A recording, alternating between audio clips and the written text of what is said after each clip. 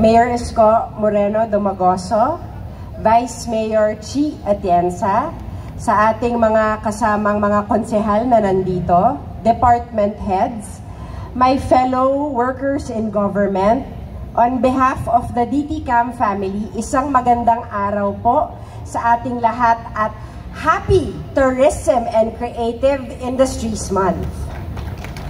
Sa unang 3 months of Yorme's administration, we cannot deny the fact na ramdam natin ang pagbabago with 24/7 governance that is easily accessible to the people of Manila. Factors why gradually bumabalik ang sigla ng turismo sa Maynila. May tiwala sa gobyerno hindi lamang sa mga Manilenyo, but also ang iba pang lugar sa bansa, maging ang mga foreign countries. Ilan po sa ating mga accomplishments? Since we started noong July 1, we have received a number of officials, both internationally and locally, 41 dignitaries, that includes ambassadors, chiefs of mission, and other diplomats, 217 participants and counting for benchmarking visits that include municipal mayors and other local government officials. Lahat po sila interesado sa storya ng ating lungsod. Numerous cultural and tourism events, and to break down, 5 cultural events, 8 religious events, 3 commemorative and historical events, 4 groundbreaking and inaugural events, 3 special events, for a total of 23 events and counting. We also strengthened collaborations with barangays through capacity building of our 896 barangay tourism officers, kung saan hiningi natin ang tulong nila sa pagmamap ng history at kultura na nakalakayan nila sa kanilang barangay. We also did tourism branding initiatives with the city's tourism stakeholders. Kasabay ng mga ito ay patuloy nating pagtitibay ang competitiveness level ng ating tourism-related establishments through the implementation of the Manila Tourism Code. This ensures that our services, standards, and experiences remain world-class and proudly reflect our city's character. Lalo din natin pinagtibay ang relationships natin with other agencies tulad ng Department of Tourism, the Intramuros Administration, the National Commission for Culture and Arts, National Parks Development Committee, at Department of Human Settlements and Urban Development through the Pasig River Esplanade. Ang pag-uunlad ng isang lungsod o bansa ay nasa turismo. Lahat tayong Manilenyo ay may ambag dito. These efforts are aligned with our commitment to strengthen and showcase the 8 tourism hubs of the city, each one a gateway to Manila's diverse stories, talents, and communities. Noong nakaraang September 13, we held the first Kalesa Parade in partnership with the Intramuros Administration and various institutions located in Intramuros.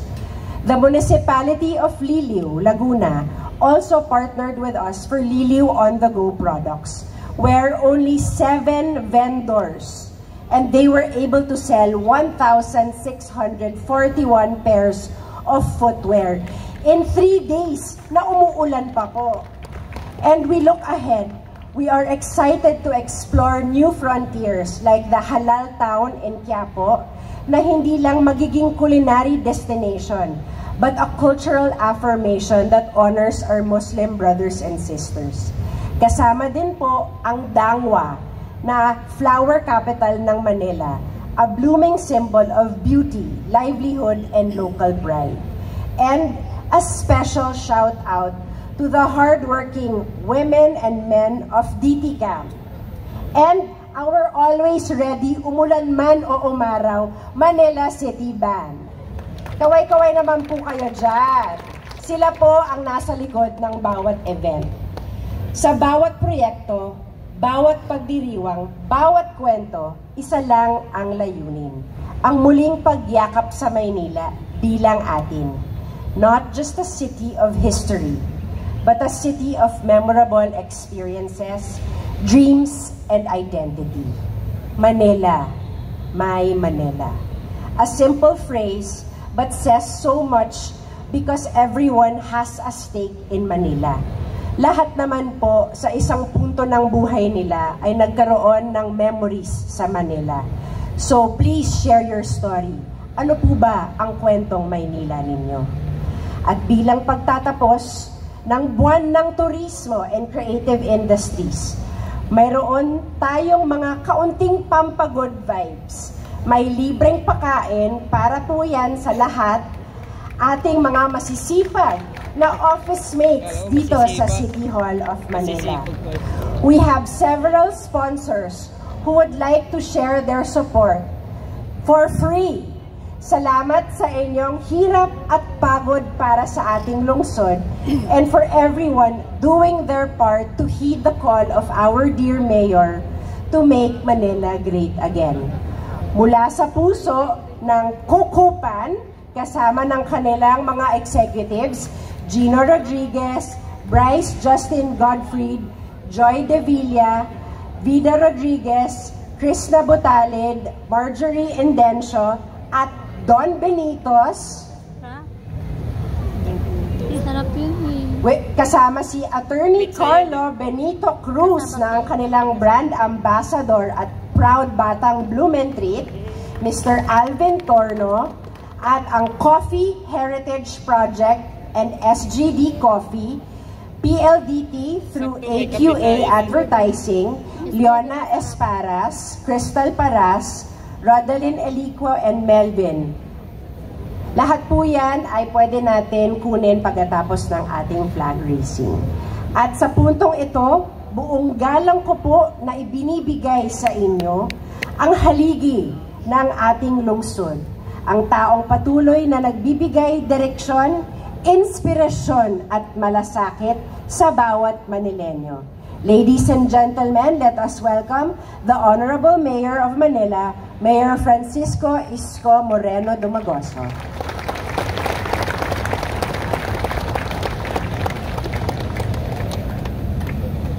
Morning, pare. Thank you very much. Palakpakan natin, Director Crystal Bagatsing. Good morning! Good morning! Oh, may libreng chicha ngayon. Ito sa ating mga sponsor, thank you very much. Good morning. Sa ating mga kapwa-kawani, sa ating Vice Mayor, mga konsihal, at mga department head, sa inyong lahat, magandang umaga. Isang linggong nakalipas sa atin, noong nakaraang linggo. A very challenging week for the city of Manila, but we recovered. Salamat sa mga kawani ng DPS. Sa mga kawani ng engineering at kay Boysen. Palakpakan natin si Boysen para maawa si Davis. We try to recover as much as we can, as fast as we can, while the people of Manila is asleep after that incident. Your co-employees working 10 p.m. and after a certain group at 10 p.m. by 2 a.m. here comes another group of employees until from 3 a.m. until 12 noon just to bring back certain level of maliwalas ang ating lungsod. You know, tourism month in a few hours will end.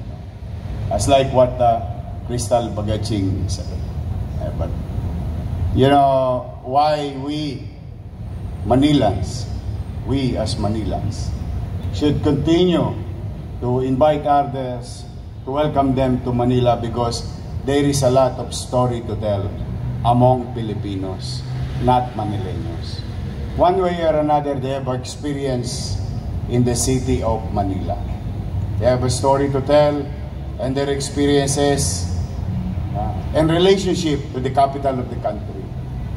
At ito'y pwedeng maging puhunan lagi ng Maynila. Yes, Manila is old, but it has a lot of history and story. While it is old, but we can make it pleasant. Maliwalas ang ating lungsod at panatag ang pamumuhay. So kaya ako'y hindi magsasawang manawagan sa mga dumadako sa Maynila. Sana naman pag sila'y pupunta rito, huwag naman nilang sisirain yung mga munti nating pinupundar na para maging maliwalas at maayos sa paningin at pakiramdam ang ating minamahal na lungsod. Lahat kayo welcome sa Maynila. In fact, to add to the long list of what we have done together through the leadership of DTCAM, by October 10, the people of Mindanao again will visit the city of Manila to sell their goods here. As you have heard about the Liliu incident, can you imagine 1,000 pairs of shoes? They were given opportunity here in Manila, and the same feelings that most of Filipinos. They go to Manila because Manila is the land of opportunity. Nagpunta yan mga dito. Nanay ko from Samar, nagbaka sakali sa Maynila, nauwing kasambahay sa isang pamilyang abogado sa distrikto. Tatay ko from Antique, pumunta ng Maynila. I think everyone has a story to tell that ang Maynila ay nagbibigay ng pagkakataon kanino man, sino man, taga Maynila man o hindi. Last night, we have given opportunity to Barangay 409, a silent street full of activities, selling their goods, practicing their skills and talent. 2 weeks ago, in Campa de los Reyes, like now, katulad ng Tondo sa Ugbo, everyone has a story to tell, sort of saying. Kaya sa inyong lahat na naparito, ano na tayo, in a matter of few hours, October na. 2 days, no? 2 days na lang, October na. Himig Pasko na. Alam na this. Ang tanong, may pamasko ba kayo? Nintay ka nga eh. Paul, baka naman. But steady muna kayo sa Gedli. Huwag kayong mag-alala. I'll do my best with the City Treasurer's Office and the City Assessor's Office, the Business Permit Office. Anyway, we will report to you in a matter of few days with regard to what transpired, what we have achieved, and our failure within 100 days period of our administration.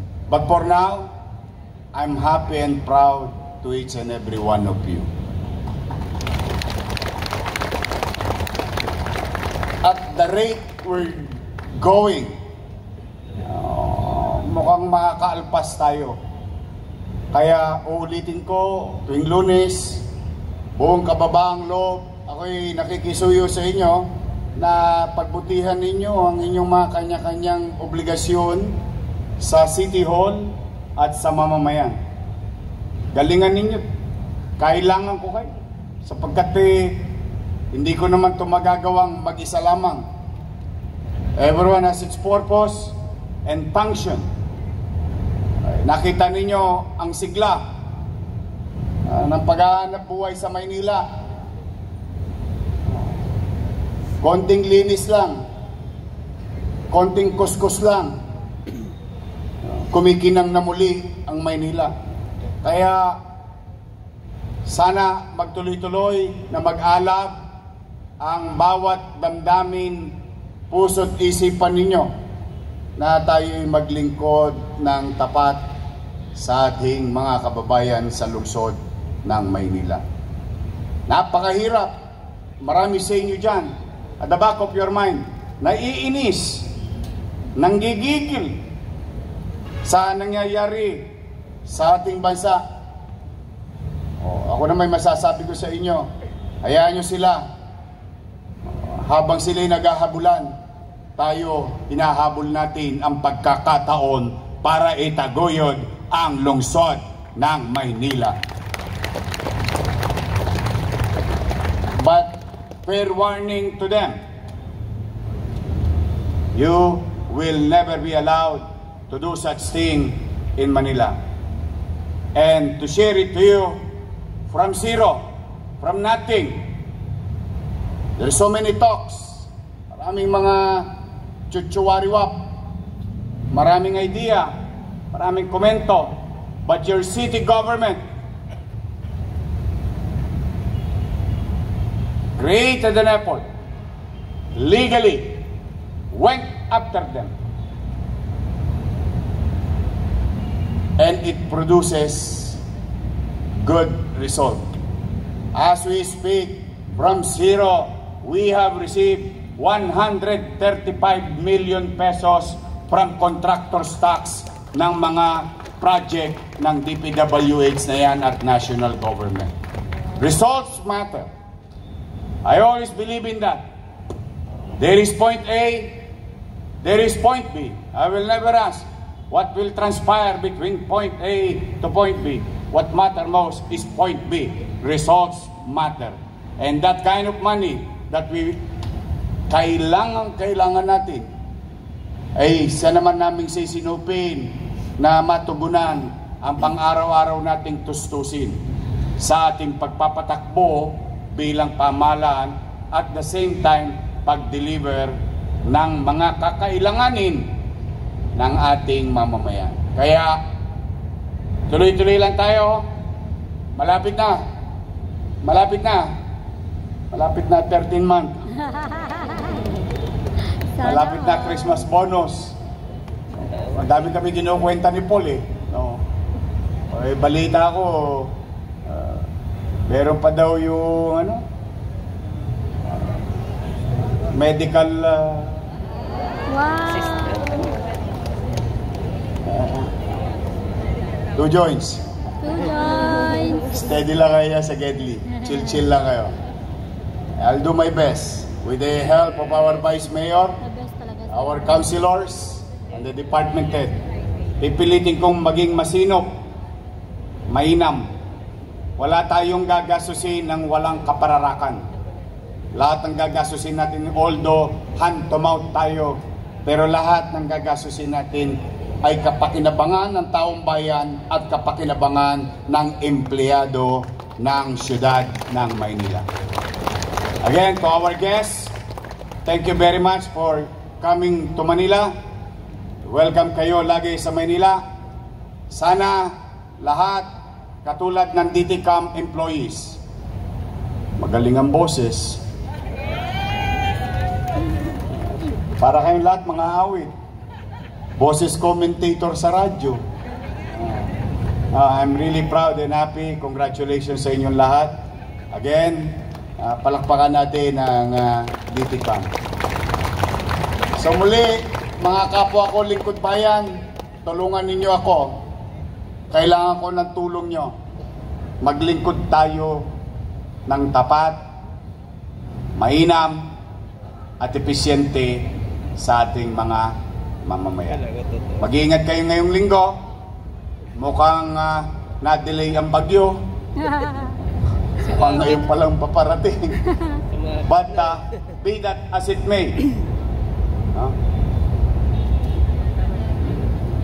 I ask God to keep you, to keep everyone safe and healthy and productive for this week. Good luck. May awa ang Diyos. May awa ang Diyos. Makakaraos tayo. Maraming salamat sa inyo. Pagpalain nawa kayo ng Pong May Kapal. Manila! God first. Thank you.